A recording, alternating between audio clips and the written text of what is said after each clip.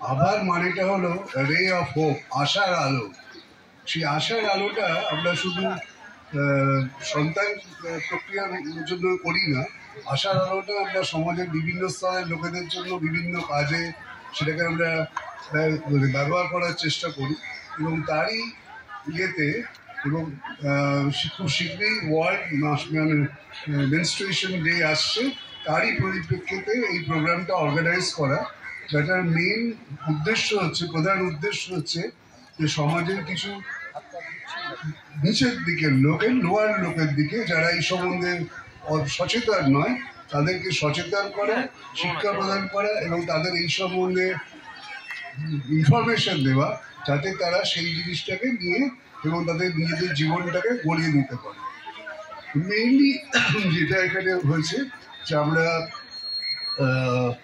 শিশুদের এবং তারা বাড়ছে সেই সব মেয়েদের এবং তাদের মায়েদের জন্য এই অনুষ্ঠানটা অর্গানাইজ করেছি, তাদের বলার জন্য যে এটা মেয়েদের জীবনে একটা নর্মাল প্রক্রিয়া এবং যখন বাচ্চা মেয়েরা বা ছেলেরা শৈশব থেকে কৈশোরে পদার্পণ করে বা অ্যাডাল্টহুডে যায়, সেই সময়টাকে বলা হয় কৈশোর, এবং সেটা একটা নিজেদের গঠন করার সময় এবং উপভোগ করার সময় অলসো।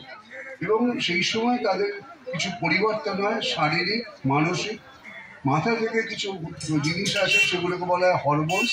সেই হরমোনসের এফেক্টে তাদের শরীরের ডেভেলপমেন্ট হয় এবং তাদের মেয়েদের ক্ষেত্রে একরকম, ছেলেদের ক্ষেত্রে একরকম, এবং তারা আস্তে আস্তে তাদের পূর্ণাঙ্গ রূপটা প্রকাশিত হয়।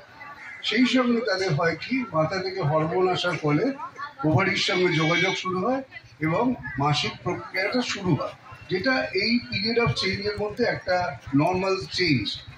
সেই জিনিসটাই মনে রাখতে হবে এবং মায়েদের উচিত হচ্ছে বা বাবাদেরও আছে যে সন্তানদের এই সম্বন্ধে ধারণা দিয়ে দেওয়া, যাতে তারা একদিন সকালে ঘুম থেকে উঠে মাসিক হচ্ছে থেকে ভয় না পেয়ে যায় যে আমার ওখান দিয়ে রক্ত বেরোচ্ছে, এইটা ভেবে।